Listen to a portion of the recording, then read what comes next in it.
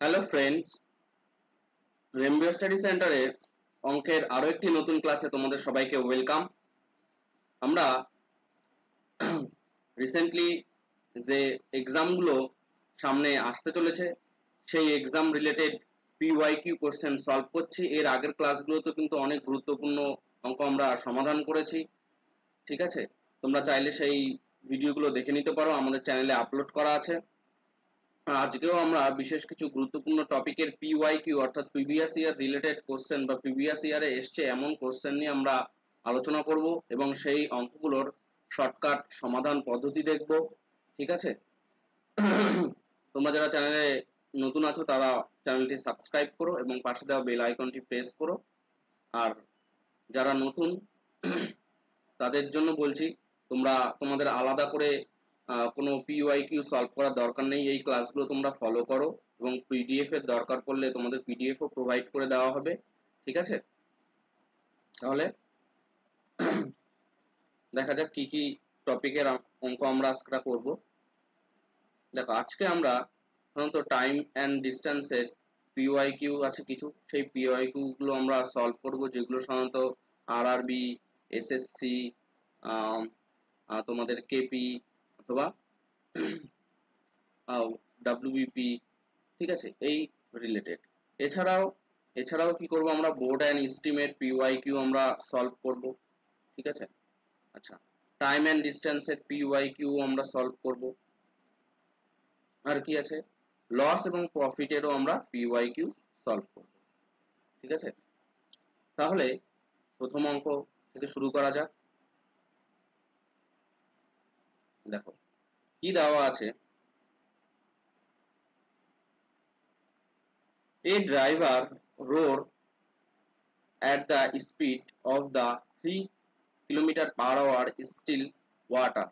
Take the double the time going 15 km upward steam compared to the going 50 km downward steam. The speed of the steam কত আমাদেরকে বের করতে হবে। আচ্ছা দেখো, প্রথমত বলেছে a driver roar the speed in the still water. still water take to double time এত আপওয়ার্ড এবং এত ডাউনওয়ার্ডের জন্য। আচ্ছা দেখো, এখানে ধরো স্টিল ওয়াটার আছে,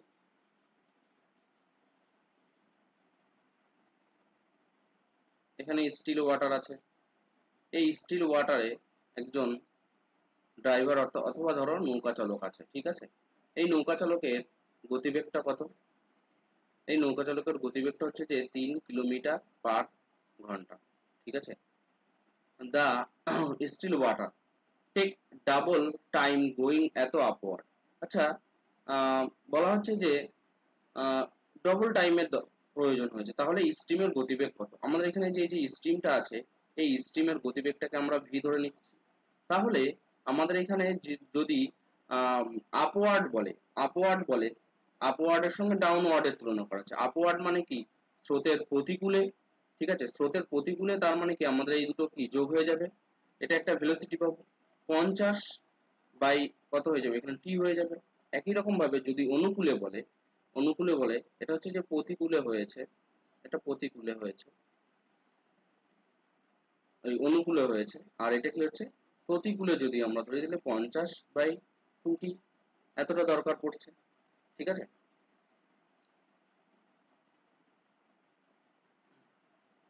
আচ্ছা, তাহলে এমন যদি দরকার হয় তাহলে আমরা এইখান থেকে যদি সমাধান করলে পরে এখানে দেখো কত হবে, টিভি সমান সমান এখানে এই পুরো মানটা যদি আমরা বসিয়ে দেই তাহলে দেখো 2 × 3 + v, এইভাবে আমরা সমাধানটা করতে পারবো। 3v - 6v 2v।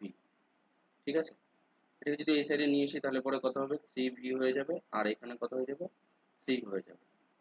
তাহলে v সমান সমান কত হবে, 1 km/h হয়ে যাবে। তাহলে 1 km/h আমাদের এখানে কিন্তু রাইট অ্যান্সার হবে। তাহলে ডিটা আমাদের এখানে কিন্তু তাহলে right answer. The speed of the boat in the still water is 14 km/h. ঠিক আছে, এখানে একটা বোট ধরলাম আমরা, এর স্টিল ওয়াটারের ভেলোসিটিটা কত? ভেলোসিটি হচ্ছে 14 কিলোমিটার পার আওয়ার, গোস এত kilometre downward stream in this minute, find the speed of the stream. তাহলে এখানে বলা হচ্ছে যে কোনো একটি নৌকার স্থির জলের গতিবেগ 14 কিলোমিটার পার ঘন্টা, তাহলে 28 কিলোমিটার স্রোতের প্রতিকূলে যেতে তার 1 ঘন্টা 45 মিনিট টাইম লাগছে। তাহলে পরে স্ট্রিমের গতিবেগ কত? তাহলে আমাদের এখানে যেহেতু প্রতিকূলে, তাহলে আমাদের যোগ প্লাসের ভ্যালুটা হবে। আর এখানে ভিটা হচ্ছে কি? ভিটা হচ্ছে যে স্রোতের ভেলোসিটি। কত কিলোমিটার যাচ্ছে? 28 কিলোমিটার যাচ্ছে। এবার 1 ঘন্টা 45 কিলোমিটার মানে কত ঘন্টা আমরা দেখে নিই।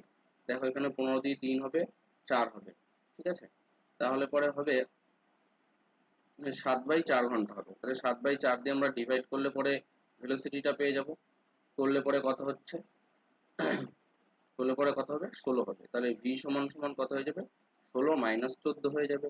16 মাইনাস 14 হওয়া মানে কত? 2 কিলোমিটার পার ঘন্টা। তাহলে এখানে 2 কিলোমিটার পার ঘন্টা কোথায় আছে? 2 কিলোমিটার পার ঘন্টা আমাদের এখানে তাহলে কিন্তু রাইট অ্যান্সার। নেক্সট দেখো কি আছে। In the still water, the speed of the boat is 11 kilometer per hour. If the boat cover the 9 kilometer in 2 hour upward stream, then find the speed of the stream. ঠিক আছে, প্রত্যেক কটা অঙ্ক কিন্তু previous year related অঙ্ক, মানে previous ইয়ারে এসছে সেই রকমই অঙ্ক। ঠিক আছে, দেখো এখানে আমরা স্ট্রিমটাকে ধরে নিচ্ছি। স্টিল ওয়াটারে বোর্ডের স্পিডটা কত? বোর্ডের স্পিডটা বলা হচ্ছে 11 কিলোমিটার পার আওয়ার, এবং স্টিমের ভেলোসিটিটাকে আমরা ভি ধরে নিচ্ছি। ঠিক আছে, স্টিমের ভেলোসিটিটাকে আমরা ভি ধরে নিচ্ছি। If the boat cover the upward stream, upward মানে কি? স্রোতের প্রতিকূলে। 11 প্লাস ভি, এটা হচ্ছে যে স্রোতের প্রতিকূলে তাহলে কত হবে? 19 কিলোমিটার যাচ্ছে 2 ঘন্টায়। ঠিক আছে, স্রোতের প্রতিকূলে দেখো 19 কিলোমিটার যাচ্ছে কত ঘন্টায়? 2 ঘন্টায় যাচ্ছে। 11 কিলোমিটার পার ঘন্টায় 19 কিলোমিটার যাচ্ছে 2 ঘন্টা, তাহলে 11 মাইনাস 19/2। ঠিক আছে, এইটা করলে পরে না, একটুখানি ভুল হচ্ছে। দেখো কি বলা হচ্ছে, the still water, the speed of the boat is 11 kilometer per hour. If the boat cover the 19 kilometer in 2 hour upward stream, then find the speed of the stream. ঠিক আছে, তাহলে স্পিডটা কত? 11 কিলোমিটার পার আওয়ার। কিন্তু তাহলে এখানে আমাদের upward stream বলেছে, তাহলে পরে কি হয়ে যাবে? 11 প্লাস ভি বাই 9/2। ঠিক আছে, 9/2 হয়ে যাচ্ছে। তাহলে পরে find the speed of the steam, আমাদের এখানে স্পিড অফ দা স্টিম বের করতে বলেছে।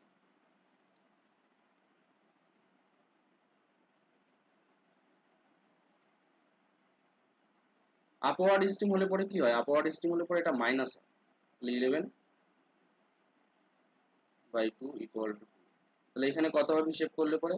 3/2 হবে, সমান সমান ভি হবে, অর্থাৎ ভি সমান সমান কত হবে? 1.5 হয়ে যাবে। 1.5 কিলোমিটার পার আওয়ার। ঠিক আছে, তাহলে সিটা তাহলে এখানে কিন্তু আমাদের রাইট অ্যান্সার হচ্ছে। নেক্সট দেখো, নেক্সট অঙ্কটাতে কি বলা হচ্ছে, এটা ওয়ার্ক অ্যান্ড টাইমের অঙ্ক। Every 5 hours a person swim 4 kilometer upward stream and 6 kilometer downward stream, find the speed of the stream। আমরা স্ট্রিম ধরছি, এটা হচ্ছে কি? নিচের দিকে নামছে, অর্থাৎ এটা হচ্ছে কি? Downward stream. এটা হচ্ছে ডাউনওয়ার্ড স্ট্রিম, আর এটা এই উপরের দিকে ধরো যদি উঠে যায়, তাহলে এটা হচ্ছে যে আপওয়ার্ড স্ট্রিম। ঠিক আছে, তাহলে এই দুটো ক্ষেত্রে আমাদের স্রোতের গতিবেগটাকে আমরা ধরে নিচ্ছি কত? ভি। আর ওই পার্সনের গতিবেগটা, ধরো এখানে একটা পার্সন আছে, তার গতিবেগটা ধরে নিচ্ছি ইউ। এখানে একটা পার্সন আছে, তার গতিবেগ হচ্ছে ইউ, আর স্রোতের গতিবেগ হচ্ছে কত? ভি। তাহলে এই ক্ষেত্রে যেহেতু ডাউনওয়ার্ড স্ট্রিম হচ্ছে, তাই ইউ প্লাস ভি আমাদের যোগ হবে। যোগ হয়ে কত হবে? যোগ হয়ে 4/5 কিলোমিটার হবে। আর এখান থেকে ইউ প্লাস ভি যোগ হয়ে ইউ প্লাস ভি যোগ হয়ে ইউ প্লাস ভি মাইনাস হয়ে যাবে। মাইনাস হলে পরে কি হবে? মাইনাস হলে পরে হবে 16 কিলোমিটার বাই 5। এবার এখান থেকে যদি আমরা দুটো বাদ দিয়ে দিই, দেখো এখান থেকে যদি আমরা বাদ দিয়ে দিই তাহলে পরে 2v সমান সমান কত পাবো? এই ইকুয়েশনটা থেকে এই ইকুয়েশনটা আমরা বাদ দিচ্ছি, যেহেতু আমাদের স্টিমের আমাদের ভেলোসিটিটা বের করতে হবে। ঠিক আছে, তাহলে আমরা যদি এটা যদি বাদ দিয়ে দিই তাহলে 4/5 আর 16/5।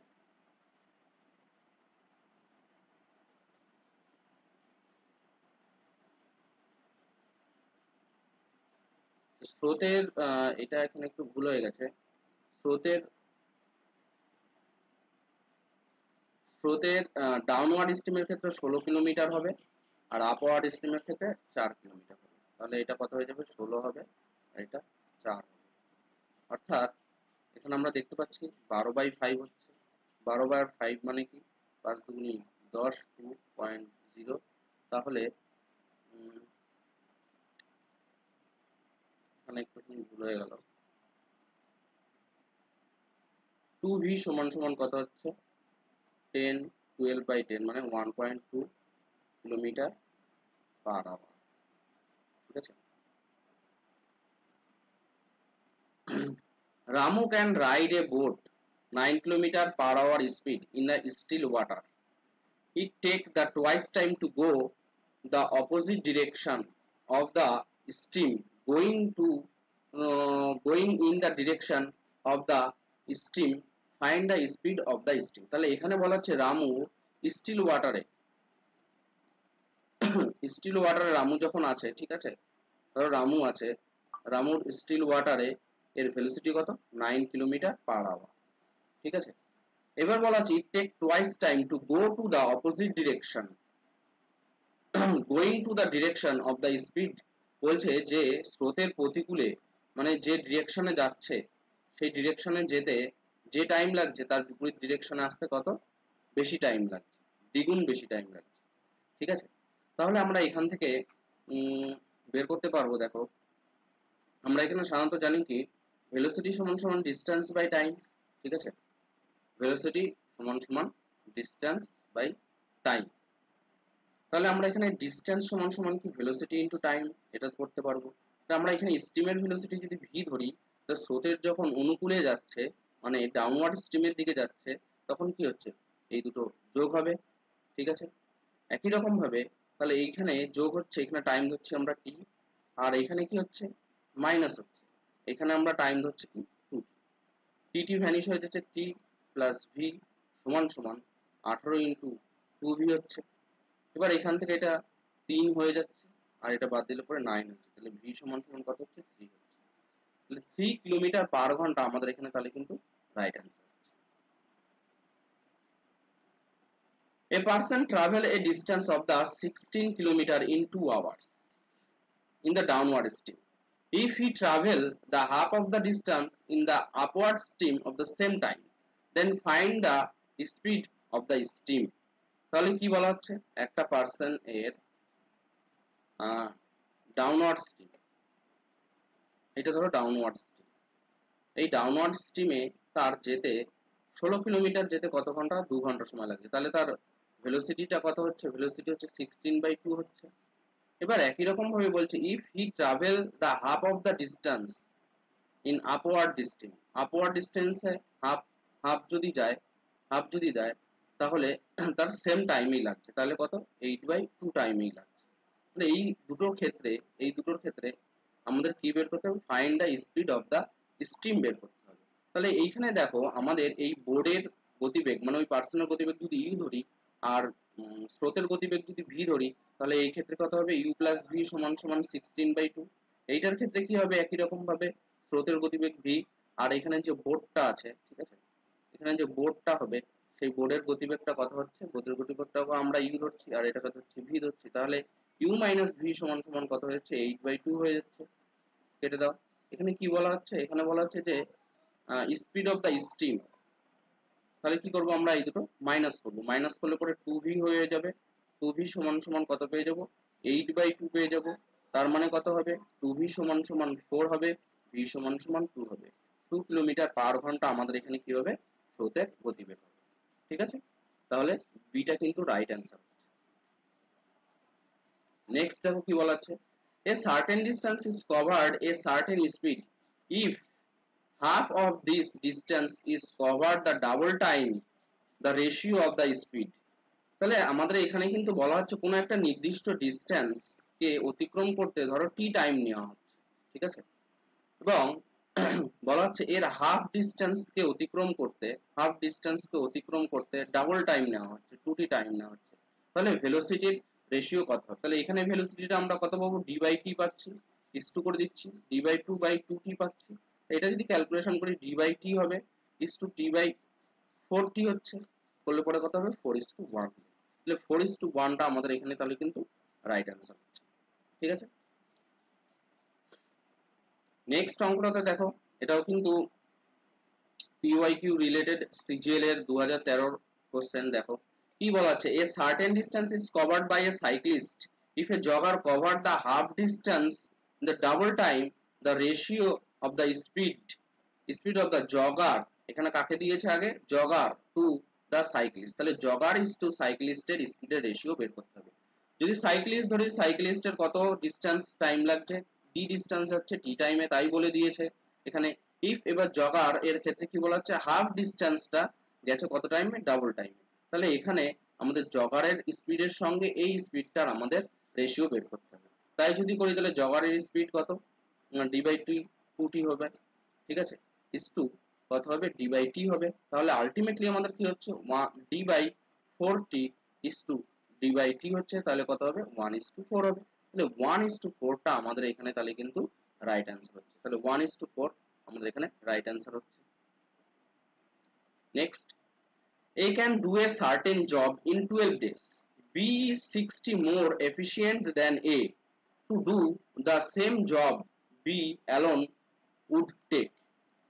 বলা হচ্ছে A কোনো একটি কাজ 12 দিনে করতে পারে এবং B A এর থেকে 60% বেশি এফিশিয়েন্ট, বেশি কর্মক্ষমতা যুক্ত হলে পরে ওই একই কাজ করতে B এর কত সময় লাগবে আমাদেরকে বের করতে হবে। তাহলে এখানে A ধরছি আর এখানে B ধরছি, এফিশিয়েন্সি আমরা ক্যালকুলেট করব। এফিশিয়েন্সি কত, 60 বেশি, তাহলে এর যদি 100 হয় তাহলে এর কত হয়ে যাবে, 160 হয়ে যাবে। এদের যদি রেশিওটা আমরা করি, রেশিও করলে পরে দেখো কত হবে, 5:8 হবে। ঠিক আছে, এবার দেখো এখানে ওয়ার্কের যে টাইমের সঙ্গে এফিসিয়েন্সি কি রেসিপ্রোকাল, তাই এই দুটো চেঞ্জ হয়ে যাবে। তাহলে এখানে 8 ছিল, 8 থেকে এখানে 8 হয়ে যাবে, আর এটা কত হয়ে যাবে 5 হয়ে যাবে। তাহলে আমরা এখানে সিম্পলি ক্যালকুলেট করতে পারি যে 8 ইউনিট সমান সমান 12 ডেজ টাইম লাগছে, তাহলে 1 ইউনিট সমান সমান 12/8 ডেজ টাইম লাগছে, তাহলে 5 ইউনিট সমান সমান 5 ইনটু বাই 8। ঠিক আছে, এত ডেজ আমাদের তাহলে টাইম লাগবে বি এর একা করতে। তাহলে এখানে আমরা যদি ক্যালকুলেট করি তাহলে পরে 4 3 হয়ে যাবে আর এটা 2 হয়ে যাবে, তাহলে 15/2 মানে কত, 7.5 ডেজ। তাহলে 7.5 ডেজ আমাদের এখানে কিন্তু রাইট অ্যান্সার হচ্ছে। তাহলে এটা আমাদের রাইট অ্যান্সার। নেক্সট দেখো কি বলা আছে, if A is 30% more efficient than B and can alone do the work is 23 days, then the number of the day in which A and B working together can finish the job। তাহলে আমাদের এখানে প্রথমে বলা হচ্ছে A B এর থেকে 30% বেশি কর্মক্ষমতা যুক্ত, ঠিক আছে, কর্মক্ষমতা যুক্ত, এবং এ এর একা করতে 23 দিন সময় লাগে। তাহলে এ বি এর ওই একই কাজ করতে কত সময় লাগবে, তাহলে আমাদের মেইন টার্গেট কি, বি এর একা করতে কত সময় লাগবে আমাদের সেটা বের করতে হবে। দেখো কিভাবে করব, এ আর বি এর এফিসিয়েন্সির আমরা রেশিও করব। এফিসিয়েন্সি রেশিওটা যদি করি তাহলে পরে কত হবে, দেখো কি বলা হচ্ছে, এ 130 ক্ষমতা 30% ক্ষমতা যুক্ত, তাহলে বি কে আমরা যদি 100 ধরি, একে কত ধরবো, 130 ধরবো, 3:10 হচ্ছে। ঠিক আছে, এখানে আমরা রেশিওটা করে নিলাম। এবার ওয়ার্ক টাইমের হিসাবে হিসেব করলে পরে কত হবে, এত হয়ে যাবে রেশিওটা। এটা হচ্ছে যে ওয়ার্ক টাইমের রেসপেক্টে করলে। তাহলে এখান থেকে আমরা দেখতে পাচ্ছি যে এ এর করতে অর্থাৎ 10 ইউনিট সমান সমান 13 লাগছে টাইম। ঠিক আছে, এই পর্যন্ত 13 না, 23 ডেজ টাইম লাগছে, 23 ডেজ। তাহলে 1 ইউনিট সমান সমান কত লাগবে, 23/10 লাগছে। আচ্ছা, তাহলে বি এর ক্ষেত্রে বি এর কত টাইম লাগছিল 13 ইউনিট। 13 ইউনিট মানে কত 23 × 13/10। তাহলে বি এর কাজটা করতে এত সময় লাগছে, আর এ এর করতে কত সময় লাগছে, এর করতে মাত্র 23 দিন সময় লাগছে। ঠিক আছে, তাহলে এখানে দেখো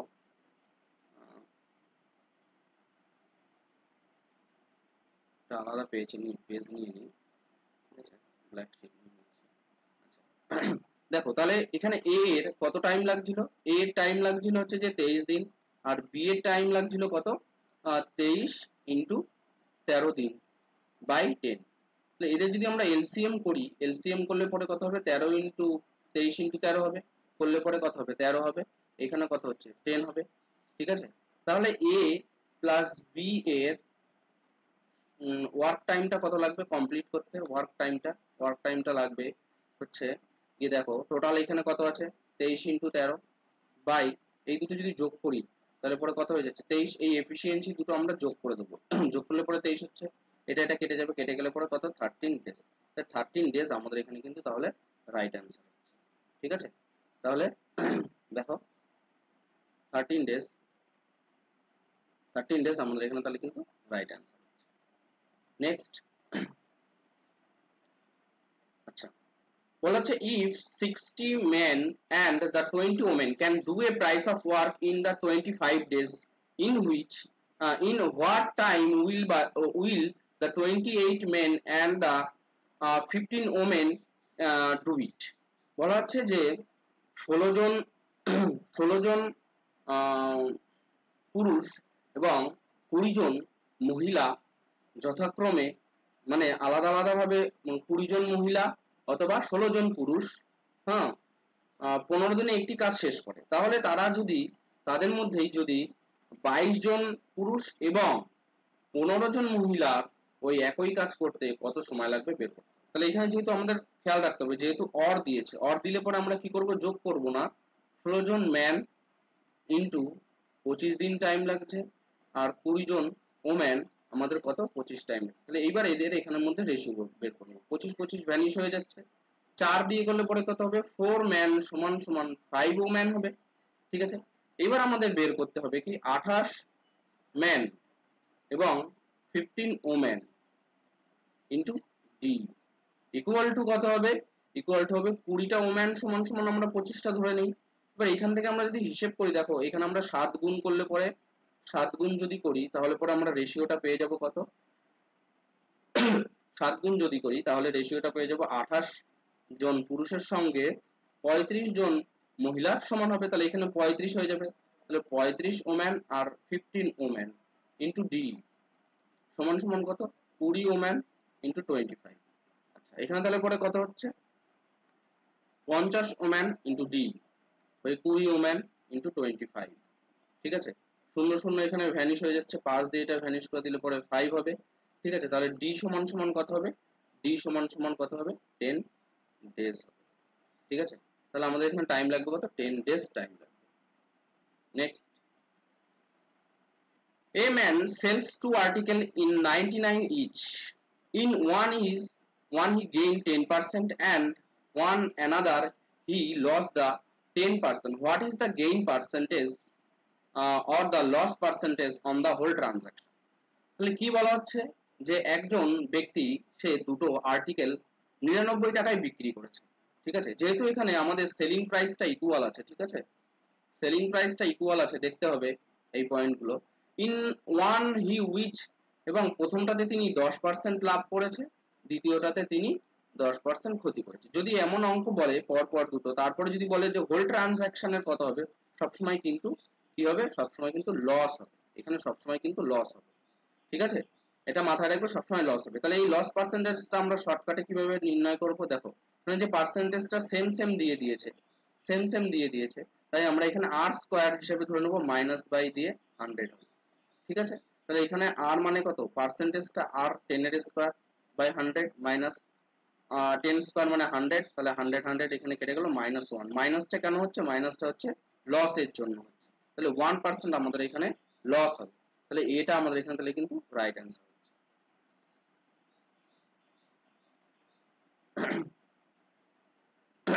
আচ্ছা বলা হচ্ছে কি দেখো, if the cost price and the selling price of an article in the ratio 10:11 then the percentage of the profit। ঠিক আছে, এখানে কি বলা হচ্ছে যে কস্ট প্রাইস এবং সেলিং প্রাইসের রেশিও দিয়ে দিয়েছে, তাহলে প্রফিট পার্সেন্টেজ কত হবে বের করতে হবে। দেখো এখানে আমাদের 10 টাকার একটা জিনিস বিক্রি করা হচ্ছে কত টাকায়, 11 টাকায় বিক্রি হচ্ছে, তাহলে প্রফিট কত 1 কততে 10 এ, তাহলে প্রফিট পার্সেন্টেজ কত হবে 100 এ, শূন্য শূন্য এখানে ভ্যানিশ হয়ে যাবে 10%, তাহলে 10% আমাদের এখানে কিন্তু তাহলে রাইট অ্যান্সার হচ্ছে। Next, a article is sold the 5% profit, the ratio এবং সেলিং প্রাইস এর রেশিওটা কত হবে বের করতে হবে। ঠিক আছে, তাহলে প্রফিট কত দিয়েছে, প্রফিট হচ্ছে যে 5%, 5% মানে আমরা জানি সবাই 1/20। ঠিক আছে, তাহলে এখানে দেখো 20 টাকায় লাভ হচ্ছে কত টাকা 21 টাকা, তাহলে 20 টাকা যদি সেলিং প্রাইস হয়, কস্ট প্রাইস হয়, তাহলে সেলিং প্রাইস কত হবে এত হবে। ঠিক আছে, এখানে কিন্তু একটুখানি, আচ্ছা এখানে কস্ট প্রাইস এবং সেলিং প্রাইস এর রেশিও বের করতে বলে, তাহলে এটা পাল্টে যাবে 21:20 হয়ে যাবে, এখানে এটা 20 হবে। ঠিক আছে, এখানে মিস প্রিন্টিং আছে, মিস টাইপিং আছে, তাহলে এখানে অ্যান্সারটা কত হবে 21:20। নেক্সট দেখো কি বলা হচ্ছে, the ratio of the cost price and the selling price of the article. তাহলে এখানে দেখতে পাচ্ছি আমরা যে 1 টাকা বেশি দামে বিক্রি করা হচ্ছে, কত টাকায় 20 টাকায়। ঠিক আছে, 20 টাকায় 1 টাকা বেশি বিক্রি করা হচ্ছে, তাহলে 100 টাকায় কত বিক্রি করা হবে 5%, তাহলে বেশি বিক্রি করা হবে, তাহলে 5% আমাদের এখানে কিন্তু রাইট অ্যান্সার। নেক্সট দেখো, if an article is sold the এত percent profit then the ratio of the cost price and the selling price will be, তাহলে কস্ট প্রাইস এবং সেলিং প্রাইসের রেশিওটা কত হবে সেটাকে আমাদেরকে কিন্তু বের করে নিতে হবে। দেখো এখানে 20% প্রফিট, ঠিক আছে, তার মানে কত 100 টাকার কোনো একটা দ্রব্যকে 20% প্রফিট মানে কি এত বাই 100 টাকার কোনো একটা দ্রব্য 200 টাকা বেশি দামে বিক্রি করা হচ্ছে, তাহলে সেই ক্ষেত্রে আমাদের এসপিটা কত হয়ে যাবে 100 প্লাস 200 হয়ে যাবে, অর্থাৎ কত হচ্ছে 300 হচ্ছে। তাহলে এখানে সিপি আর এসপি এর রেশিও কত হবে, সিপি আর এসপি হবে 100:300, অর্থাৎ 1:3 আমাদের এখানে কিন্তু রাইট অ্যান্সার। ঠিক আছে, নেক্সট দেখো আরো একটা অঙ্ক, খুব ইম্পর্টেন্ট অঙ্ক, if the selling price of the article is the 8/5 Times of the cost price, তাহলে এসপি আমরা ধরে নিচ্ছি মানে সেলিং প্রাইস অর্থাৎ বিক্রয় মূল্যটা ক্রয় মূল্যর 8/5 হবে, দ্য প্রফিট পার্সেন্টেজ তাহলে কত হবে আমাদের এখানে কিন্তু বের করতে হবে। সিপি এসপি ধরে নিচ্ছি আমরা 8/5 হবে, তাহলে এখানে আমাদের লাভ হচ্ছে কত টাকা 3 টাকা, তাহলে প্রফিট পার্সেন্টেজ কত হবে 5 টাকায় লাভ হচ্ছে 3 টাকা, 100 টাকায় লাভ হবে কত 5 দিয়ে ডিভাইড করো 20, তাহলে কত হয়ে যাবে 60% আমাদের এখানে কিন্তু রিকোয়ার্ড পার্সেন্টেজ হয়ে যাবে, প্রফিট পার্সেন্টেজ হয়ে যাবে, তাহলে বিটা আমাদের এখানে কিন্তু তাহলে রাইট অ্যান্সার।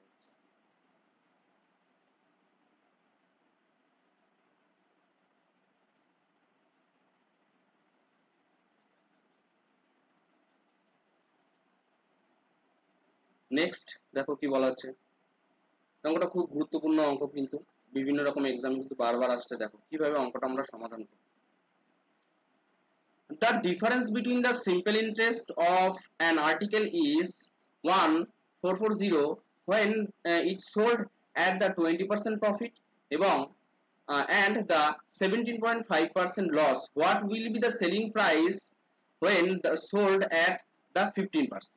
তাহলে অঙ্কটাতে প্রথমে বলা আছে যে সেলিং প্রাইসের ডিফারেন্স যদি এত হয় এবং তার জন্য প্রথমে কত 20% প্রফিটে একটা দ্রব্য বিক্রয় করা হয়েছে এবং 17.5% লসে একটা দ্রব্যকে কি করা হয়েছে বিক্রয় করা হয়েছে, তার ফলে যে সেলিং প্রাইস দুটো হয়েছে তাদের মধ্যে ডিফারেন্স কত এত দিয়ে দিয়েছে, তাহলে আমাদেরকে ওই দ্রব্যটার তাহলে কস্ট প্রাইসের উপরে আমাদের সেলিং প্রাইস কত হবে যদি 15% আমরা প্রফিট করি। ঠিক আছে, তাহলে দেখো এই দুটো যেহেতু আছে 20% আর 17.5% আমরা যোগ করব, যোগ করে এটার সঙ্গে আমরা ইকুয়াল করব। ঠিক আছে, এই টোটাল পার্সেন্টেজটার সঙ্গে, তাহলে এখানে কত হচ্ছে 73.5% সমান সমান 1440 হচ্ছে, তাহলে 1% সমান সমান কত হচ্ছে 1440 বাই 37 হচ্ছে। ঠিক আছে, এখান থেকে একটা পয়েন্ট তুলে দাও, এখানে শূন্য হয়ে যাবে, তাহলে 100% এর জন্য কত হবে 14400 ইন্টু 100 বাই কত 375। এবার বলা হচ্ছে এই টাকাটার উপরেই 50% লাভ করেছে। 50% লাভ করলে কত, 115 বাই 100 দিয়ে আমরা মাল্টিপ্লাই করে দেবো। এখানে শূন্য শূন্যটা আমাদের কি হয়ে যাচ্ছে, ভ্যানিশ হয়ে যাচ্ছে। এখানে যদি আমরা 5 দিয়ে করি কত হবে, 23 হচ্ছে। 5 দুগুণে 10, 3 5 15, আর এখানে 5 দিয়ে করলে 5 7 35, 5 5 এত হচ্ছে। ঠিক আছে, এবার এখানে আমরা একটা জিনিস লক্ষ্য করছি যে 144 মানে কত, 14,400 আছে। এই 14,400টাকে যদি আমরা এইভাবে লিখতে পারি, 14,400 ইন্টু এখানে 23 আছে, নিচে ডিভাইডেড বাই 75 আছে। 100 দিয়ে করলে পরে এখানে 3 হবে। ঠিক আছে, আচ্ছা 3 দিয়ে যদি আমরা 25 দিয়ে করতাম তাহলে এখানে 4 হতো। আচ্ছা 3 দিয়ে করলে 3 4 12 আর 3 8 24।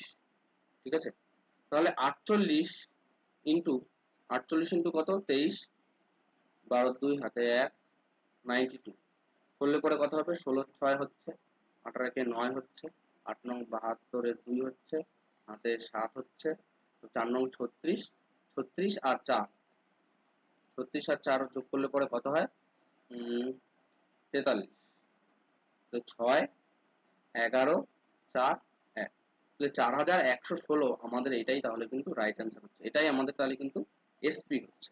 ঠিক আছে, আমাদের এখানে সেলিং প্রাইসটা বের করতে বলেছে, এটাই আমাদের তাহলে কিন্তু এখানে এসপি হচ্ছে। ঠিক আছে, আশা করি সবকটা অঙ্ক তোমরা বুঝতে পারলে। ঠিক আছে, নেক্সট ক্লাসে আমরা আরো বিশেষ কিছু ইম্পর্টেন্ট টপিকের পিওয়াইকিউ কোশ্চেন সলভ করব। শেষ পর্যন্ত ক্লাসটি দেখার জন্য সবাইকে অসংখ্য ধন্যবাদ। তাহলে দেখা হচ্ছে তোমাদের সঙ্গে নেক্সট ক্লাসে। তোমরা ভিডিওটি যতটা পারো শেয়ার করে দিও, লাইক করে দিও, তোমাদের বন্ধুদের মধ্যে দিও, সবার যাতে উপকার হয়। ঠিক আছে, তাহলে দেখা হবে নেক্সট ক্লাসে।